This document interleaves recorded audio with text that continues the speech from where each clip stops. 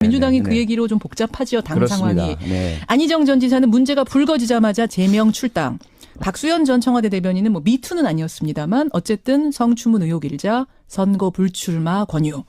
민병두 의원은 스스로 의원직 사퇴. 수리는 안 됐죠, 표 의원님. 네, 지금 민식국회 개의 중이기 때문에 예. 국회의장이 수리할 수 있는 상황이 아니고요. 예. 국회 본회의가 열려서 예. 제적 과반수 이상의 동의를 얻어야 그렇죠. 수리가 된 상황입니다. 당에서는 그냥 받아들이겠다는 입장입니까? 만류를 했지만 그건 당이 어떻게 할 수 없는 부분이고요. 의원 개인이 제출하면 그만인 거죠. 워낙 강하게 말씀하셔서 민병두 의원도 그렇게 됐고 정봉주 전 의원은 어제 만장일치로 복당이 불어댔습니다. 표 의원님, 네. 정봉주 전 의원 같은 경우는 사실은 지금 법적으로 다투고 있는 상황, 네. 본인은 결백하다고 하는 상황이거든요. 예. 그 상황에서 이렇게 됐기 때문에 지금 뭐 지지자들 사이에서는 이건 너무한 거 아니냐 네. 이런 얘기도 나오는데 어떻게 보세요? 네, 그런 비판이나 원망은 저희들이 감수해야 된다고 보고요. 우선 가장 중요한 원칙은 정치가 사법에 영향을 미쳐서는 안 된다라는 것이죠. 예. 현재 이것이 그냥 말과 말이나 언론상의 공방이라면야 이 부분에 대해서 영향을 받지 않고 다른 복당 부분들만 사유들만 봐야 될지는 모르겠지만 현재 이 사건이 서로 고소가 되어 있는 상태예요. 맞고소입니다. 네. 그런데 만약에 우리 당이 정봉주 전 의원의 복당을 허용하게 된다면 이것은 어떤 의미에서 정봉주 전 의원 편을 들어주겠다라는 잘못된 시그널로 받아들여질 수도 있거든요. 그렇게 된다면 이제 피해자인 부분 또 그분의 이야기를 들어서 보도한 언론 기자 이분들 같은 경우는 저희 당 전체의 어떤 영향력 이 부분에 대한 부당한 압력을 느끼실 수도 있죠. 그래서 저희들이 많은 고심을 한 끝에 보류를 해야 된다. 이 문제가 다 깨끗하게 정리가 되고 만약에 정말 정봉주 전 의원께서 억울한 누명을 쓰고 계신 거라면 그 이후에 저희들이 사과도 해야 되겠고 복당 절차 밟아야 되겠고 명예회복이 들어가야 되겠죠. 지금으로서는 어떻게 할 수가 없다. 당에서 맞습니다. 시그널을 줄 수는 없기 때문이다. 맞습니다. 이 말씀. 황 의원님 어떻게 보세요? 이 처리는 어떻게 보세요? 뭐 다른 당 얘기긴 합니다만. 뭐 우리 당이었어도 역시 같은 조치를 내리지 않았을까 생각이 들어요. 일단 현재로서는 문제 제기를 하고 있는 측이 있고 이 부분에 대해서 일단 클리어가 되지 않은 상태이기 때문에 클리어가 되지 않은 상태에서 복당 조치를 내리게 되면은 아마도 지금 미투 운동에 참여하고 있는 많은 분들로부터 더불어민주당이 공격을 받을 수밖에 없죠. 이제 당이 난처해질 거다. 그렇게 되면 결국은 이제 6.13 지방선거에 상당한 영향을 미칠 거라고 생각을 하고요. 제가 아까 들어오기 전에 보니까 정봉주 전 의원을 하한가로 골라오신 분 계시던데 누구시죠? 하한가 골라오신 분이? 표창원 의원님이 골라오진 않았겠어요. 그러니까 제가 우문을 했네요. 황해철 의원은 정봉주 전 의원을 아예 하한가로 골라오셨어요. 사실은 상한가 고르기는 참 쉽고 좋았는데 하한가 고르기가 정말 어려운 것 같아요. 원래 그래요. 누구를 하한가로 고른다는 게 굉장히 하기 싫은 일이잖아요. 그래서 그러나 그래도 지금 현재 여러 이제 정치인들 중에서 가장 최근에 이제 그 곤란한 지경에 있는 분, 그러니까 뭐 나쁜 분이라고 표현하기는 좀 그렇고요. 굉장히 평가가 낮아지고 있는 부분이 누군가를 생각을 했는데 그런 측면에서 봤을 때는 정봉주 전 의원이라고 생각을 해서 이렇게 골랐어요. 정봉주 전 의원이 근데 무소속으로라도 난 출마를 하겠다. 지금 출마 의사를 분명히 했고 민주당을 원망하진 않겠다.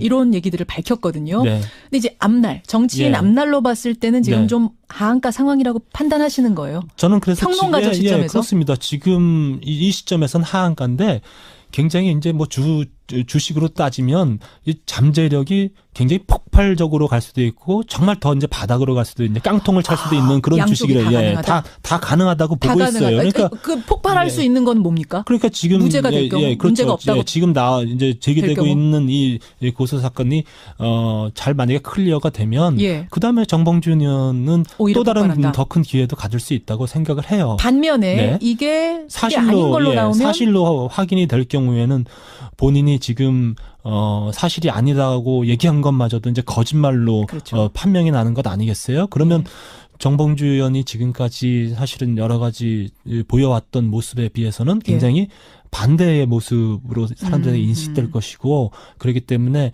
굉장히 정치적으로 아주 운명적 시점에 와 있다고 보고 있어요. 정치적으로 운명적 시점이라 하면 정치 인생 끝날 수도 있다 이 말씀이죠. 쉽게 그렇습니다. 말하면. 그래서 정말 크게 대도약할 수 있는 시점인과 동시에 또 끝이 날 수도 있는 시점에 있지 않겠는가 그렇게 생각이 보시는군요. 들어요. 그러니까 이게 지금 이제 미투 운동이 막 정치권으로까지 번지면서 이게 지방선거에 얼마나 영향 줄 거라고 보세요, 표 의원님? 그때까지도 계속 갈까요? 가고요. 현재 우선은 검증 단계에서 가장 제1 원칙으로 미투 관련성 여부가 각 당의 공히 좀 대상이 되고 있고요. 그리고 검증 과정을 거쳐서 경선이라든지 공천 받고 하는 과정 중에도 아마 상대 후보 측 경쟁자 측에서는 사실이건 거짓이건 이런저런 이야기를 터뜨릴 가능성이 그러니까 있죠. 미투 운동과 말하자면 네거티브 선거 전략이 막 결합이 되면서 네네. 이런 모습들이 막 나타날 거다. 네, 그럴 우려가 상당히 있다고 보여집니다. 그렇기 때문에 각 당에서는 아마 내부 검증 단계에서 가급적이면은 그 모든 것들 적극적으로 수렴을 해서 다 그 경선 전 혹은 본선 전에 해결하고자 하는 의지들을 가지고 있죠. 예, 영향 줄 거라고 보세요, 황 의원님도.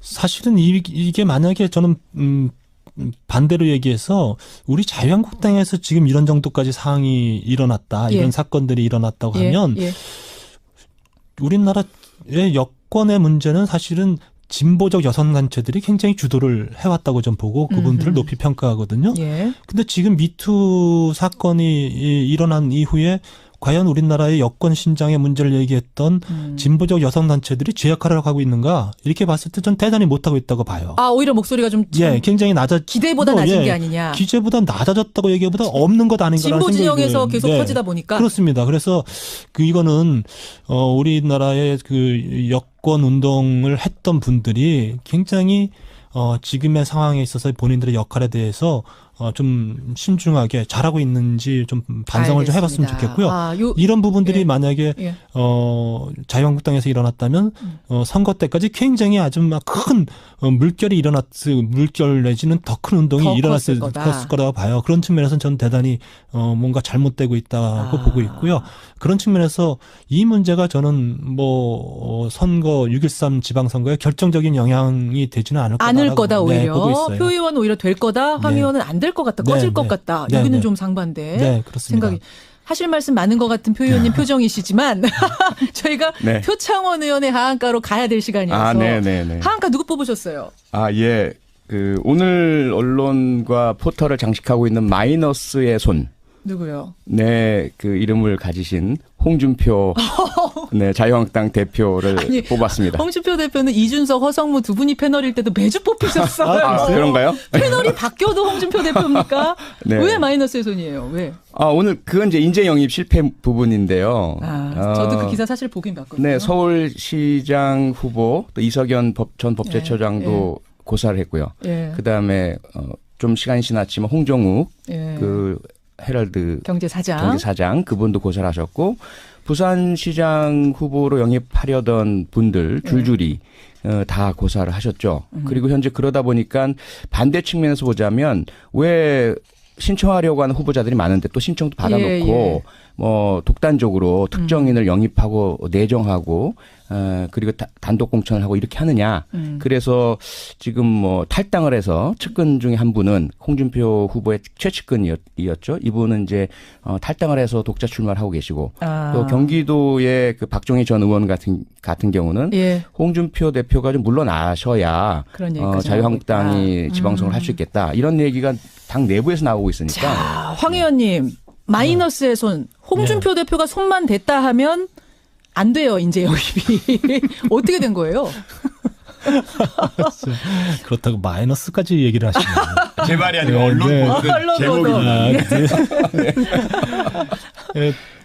제가 홍준표 대표가 그 여당 원내대표였을 때 제가 원내 부대표를 했어요. 그러니까 그 당시에 홍준표 대표가 이렇게 강하게 말씀하시거나 그러지 않으셨었어요. 그래요? 그러니까 야당 대표라는 역할이 그만큼 힘든 거죠. 그리고 지금 여러 가지 인재 영입의 실패라고 얘기하고 이제 공천의 실패를 말씀하셨는데 그게 우리 현실이에요. 그리고 사실은 공천의 결과에 승복하지 못하는 사람들의 문제를 대표가 잘못해서 생긴 일 이렇게 얘기하면은 대표는 뭐 욕을 먹을 수밖에 없겠죠. 그러나 저는 그렇지 않다고 봐요. 아마도 예. 더불어민주당에서도 이제 공천 발표되고 뭐 이러면 예. 떡같이 추미애 대표가 욕 먹는 날이 곧 올 거다. 저는 이렇게 생각합니다. 자, 청취자 김지영님, 두 분 모두 전혀 객관적이 아니신 것 같습니다. 제가 그렇게 말씀드렸는데 네, 당 이름 네, 잊으시라고 왜 이렇게 못 잊고 오늘 어쩔 수 없었던 것 같습니다. 최면에 실패하신 겁니다. 레드선에. 네. 이렇게 해서 오늘 마무리를 좀 지어야 될 텐데요. 짧게 30초씩 소감. 표창원 의원님. 네, 객관적인 모습을 유지하려고 마음은 노력했지만 네. 그 몸과 또 말이 따르지 않는, 머리가 따르지 않는 현실에 대해서 좀 사과하시고. 사과드리고요. 네, 그래도 어쨌건 저희가 네. 정치를 우리 국민들께서 혐오하지 마시고, 냉소하지 마시고, 좀 그럼요. 재밌고 즐겁게 바라보시는 정치가 됐으면 좋겠습니다. 좋습니다. 황영철 의원님. 하한가로 뽑은 정봉주 의원이 좀 마음에 걸려요. 정봉주. 네, 정봉주 의원님 좀 마음에 걸리는데 어쨌든 진실이 빨리 드러나길 바라겠고요. 예. 그다음에 우리 하한가로 뽑은 김성태 원내대표님 예. 힘내시고 우리 자유한국당이 국민 앞에 다시 우뚝 설 수 있도록 잘 잊으시라니까요. 당연히 그렇습니다. 끝까지 왜 이러세요? 야당 힘내라. 야당이 잘해야 여당도 잘하고 맞습니다. 청와대도 네. 잘하고 같이 이 바퀴가 다 굴러가야 되는 맞습니다. 거 맞죠, 표현이? 동의합니다. 네. 예. 전적으로 동의합니다.